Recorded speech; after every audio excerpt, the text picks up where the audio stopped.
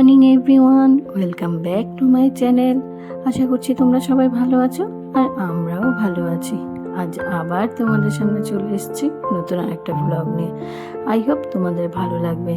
আর এখন ঘড়িতে বাজে সকাল ওই 7:30 8টা মতো। এখন থেকে তোমাদেরকে সাথে নিয়ে আমি আমার আজকের ব্লগটা এখান থেকে স্টার্ট করছি।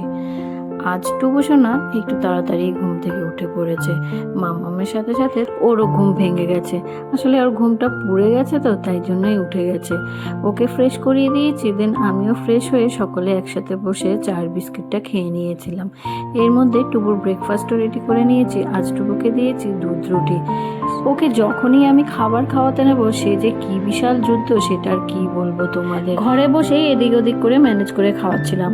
বায়না জুড়েছে বারান্দায় আসবে। বারান্দায় এসে এই যে দেখো, হঠাৎ করেই দেখি আজ এই অবাক করা কাণ্ড করেছে সে।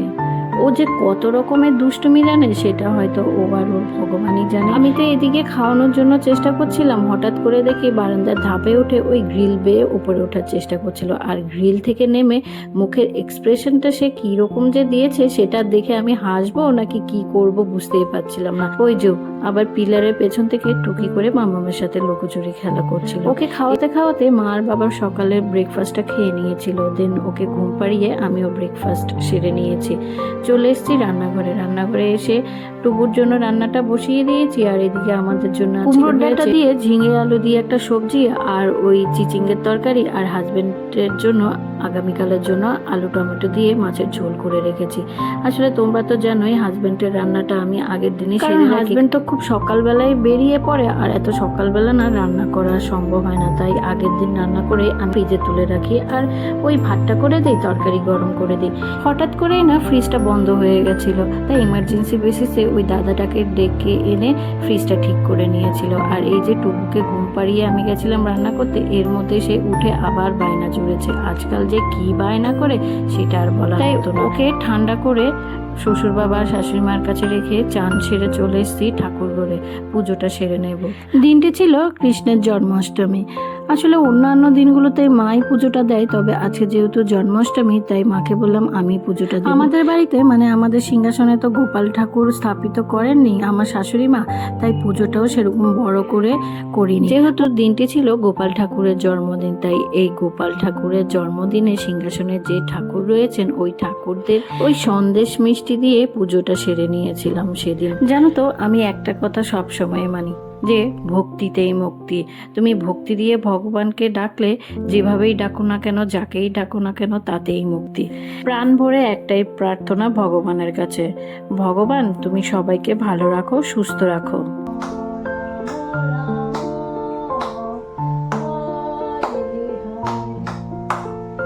নমো করে খাও, নমো করে নমো।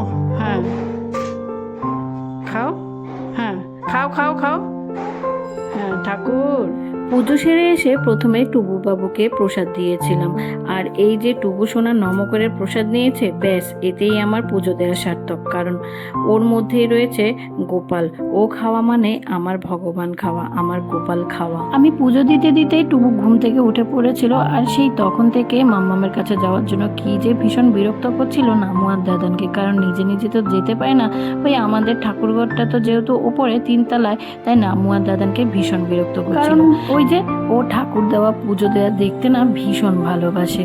ওই পুজো সেরে এসে প্রথমে ওকে চান করিয়ে দিয়েছিলাম, দেন ওকে লাঞ্চ খাইয়ে আমিও খেয়ে নিয়েছিলাম। মা ওকে খাওয়াতে খাওয়াতে মা আর বাবাও লাঞ্চ করে নিয়েছিল। আমাদের সকলের লাঞ্চ কমপ্লিট হয়ে গেছিল। আর এই যে দেখো আমার গোপাল বাবাকে তৈরি করে দিচ্ছিলাম। আসলে টুবুকে না একটু গোপাল সাজিয়ে ওই একটু ফটো তোলা, একটু ভিডিও করে নিচ্ছিলাম আর কি। কি যে ভালো লাগছিল, কি অপূর্ব লাগছিল টুবুকে গোপাল সাজিয়ে, সেটা তোমাদের আমি ভাষায় বলে বোঝাতে পারবো না। জানি মার্কেটে ছোট বেবিদের গোপালের ড্রেস কিনতে পাওয়া যায়, তবে ও তো এখনো বড্ড ছোট, আর এত ছোট ড্রেস কিনতে পাবো কিনা সেটা আমি জানি না। অন্নপ্রাশনে যে ড্রেসটা কিনে দিয়েছিলাম সেই ড্রেসটারই এই ধুতি, পাঞ্জাবিটা পরাইনি, ধুতিটা পরিয়ে দিয়েছি। আর ওই আমাদের কিছু মালা অর্নামেন্টস দিয়ে সাজিয়ে দিয়েছিলাম।